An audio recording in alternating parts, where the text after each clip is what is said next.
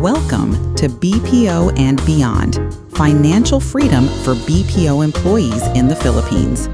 BPO and Beyond podcast helps us empower Filipino BPO professionals to achieve financial freedom through career advancement, smart investing, and entrepreneurship.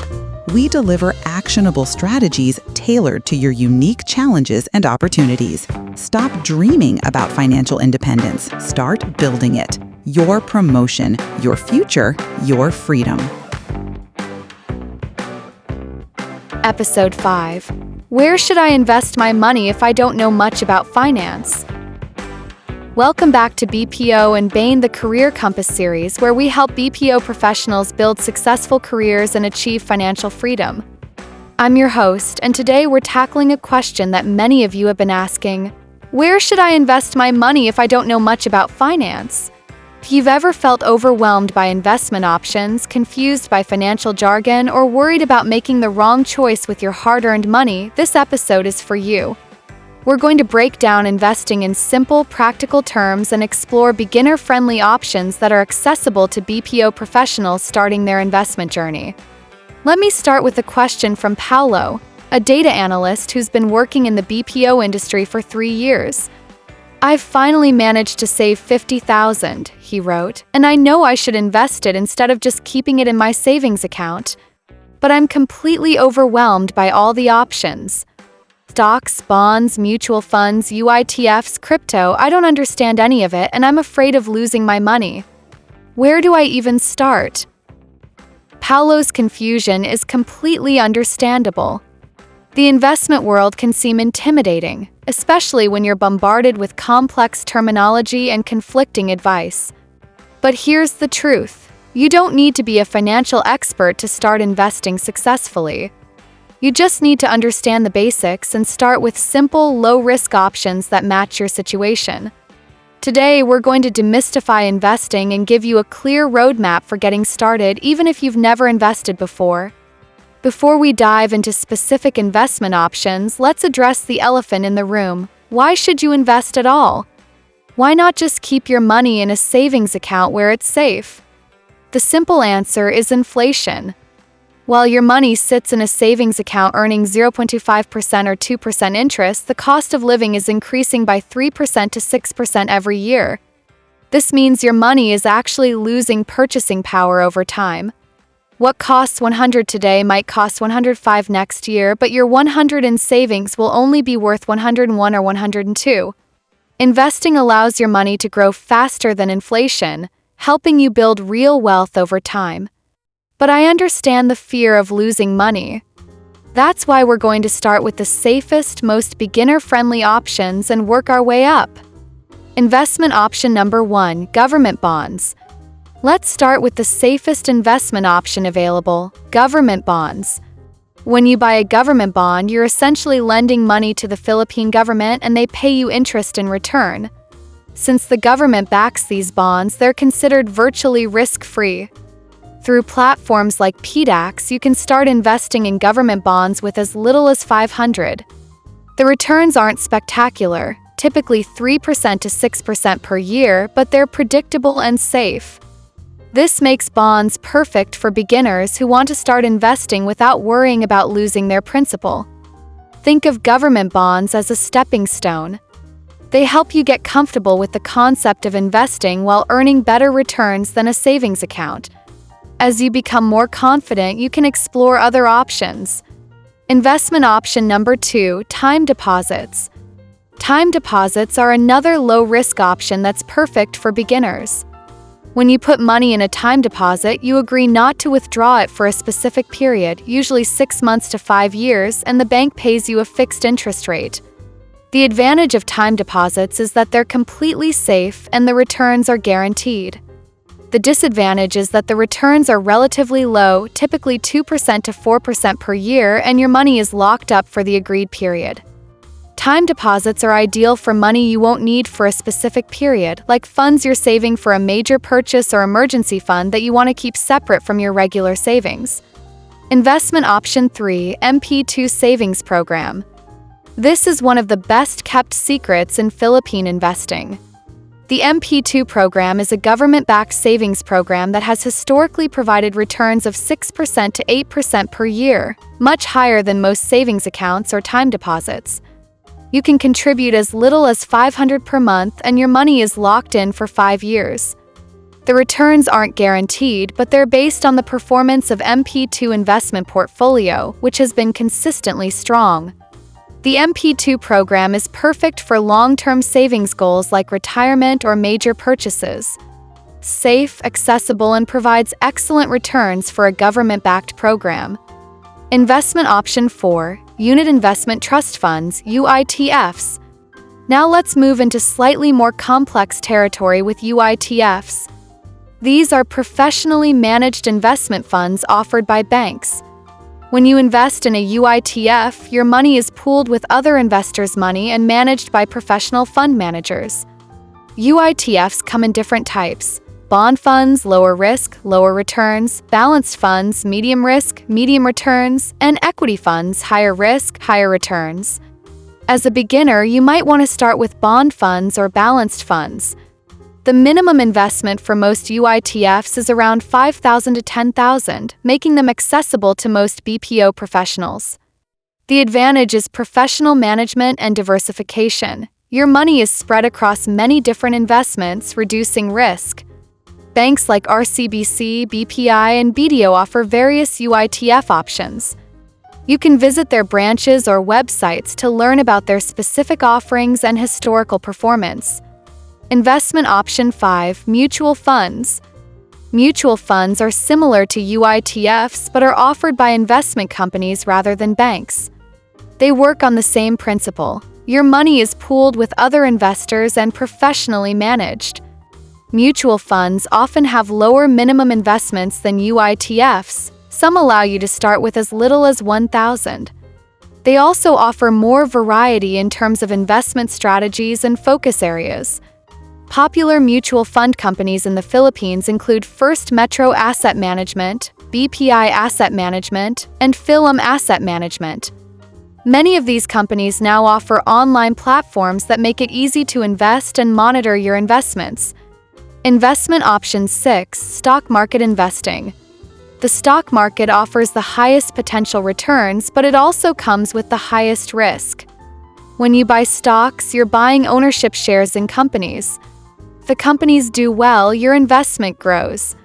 If they struggle, your investment can lose value. For beginners, I recommend starting with blue-chip stocks, shares of large, established companies with long track records of stability and growth. Companies like Jollibee, SM, Ayala, and BDO are examples of blue-chip stocks. You can start investing in stocks with as little as $5,000 through online brokers like COL Financial, BPI Trade, or First Metro Securities. These platforms offer educational resources and research tools to help beginners make informed decisions. However, I strongly recommend educating yourself about stock investing before putting significant money into individual stocks. Start small, learn as you go, and gradually increase your investments as you become more knowledgeable. Creating your investment strategy. Now that we've covered the main investment options, let's talk about how to create a strategy that works for your situation as a BPO professional. Step 1. Start with your emergency fund. Before you invest anything, make sure you have an emergency fund of 3 to 6 months of expenses in a regular savings account. This money should be easily accessible and not invested in anything that could lose value or be difficult to withdraw quickly. Step 2. Define your goals and timeline. Different investments are appropriate for different goals and timelines. Money you'll need in the next year or two should be in safe, liquid investments like savings accounts or short-term time deposits. Money you won't need for 5 to 10 years can be invested in higher risk, higher return options like stocks. For example, if you're saving for a house down payment that you'll need in 3 years, consider government bonds or UITFs. If you're saving for retirement that's 30 years away, you can afford to take more risk with stock investments. Step 3. Start small and diversify. Don't put all your money into one investment. Spread your risk across different types of investments. A simple beginner portfolio might look like this: 40% in safe investments, government bonds, time deposits, and P2. 40% in moderate risk investments, bond UITFs, balanced mutual funds. 20% in higher risk investments, stock UITFs, individual stocks. Start with small amounts in each category and gradually increase your investments as you become more comfortable and knowledgeable. Step 4. Automate your investments. Set up automatic monthly investments to make the process easier and more consistent. Many investment platforms allow you to set up automatic monthly contributions, which helps you invest regularly without having to think about it. Even if you can only invest $2,000 or $3,000 per month to start, the habit of regular investing is more important than the amount. You can increase your contributions as your income grows. Let me share a success story that illustrates how these principles work in practice. I worked with a member named Lisa, a customer service representative who wanted to start investing but felt completely overwhelmed by her options. Lisa started with $20,000 that she had saved. Instead of trying to pick the perfect investment, she decided to diversify across several options. She put $5,000 into government bonds through PDAX, $5,000 into a balanced UITF at her bank, $5,000 into the MP2 program, and $5,000 into a broad market index fund. She also set up automatic monthly investments of $3,000, split equally among these 4 options.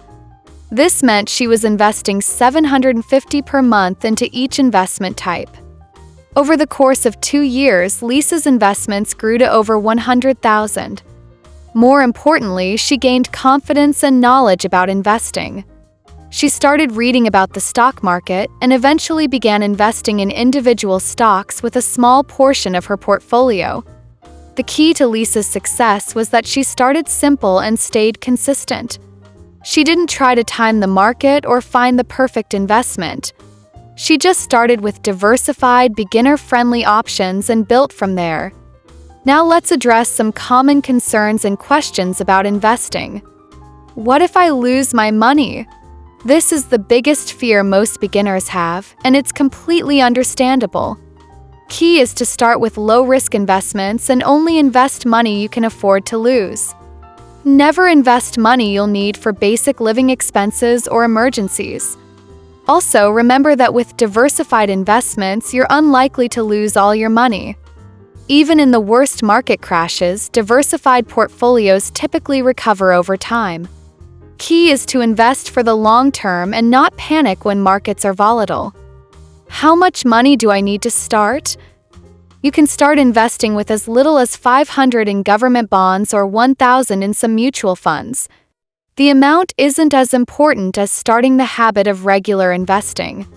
It's better to start with $1,000 and invest consistently than to wait until you have $50,000. Should I invest if I still have debt?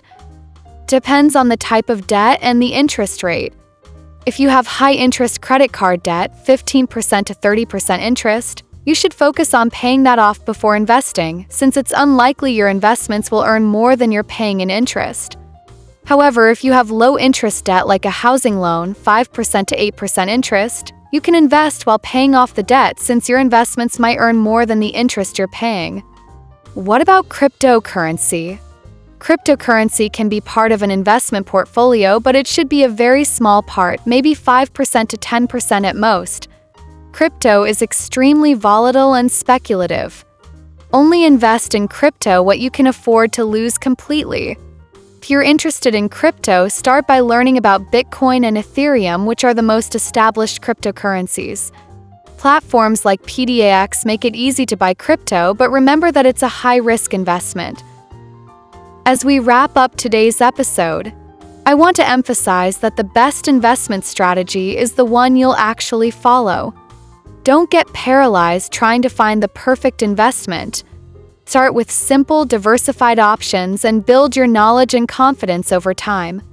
Remember these key principles. Start with an emergency fund, invest regularly rather than trying to time the market, diversify across different types of investments, and focus on long-term growth rather than short-term gains. Investing isn't about getting rich quick. It's about building wealth steadily over time. The earlier you start, the more time your money has to grow through the power of compound interest. Don't let fear or lack of knowledge prevent you from starting. Every successful investor was once a beginner who took that first step despite not knowing everything. That's all for today's episode of Career Compass. If you're ready to start investing, I'd love to hear about your plans. Send us a message with your investment goals or questions about getting started. Next week, we'll be exploring how to earn extra income without burning yourself out with another job. We'll discuss sustainable side hustles and passive income strategies that work for busy BPO professionals. Until then, remember, the best time to start investing was yesterday. The second best time is today. Take that first step toward building your financial future. Thanks for listening, and I'll see you next week.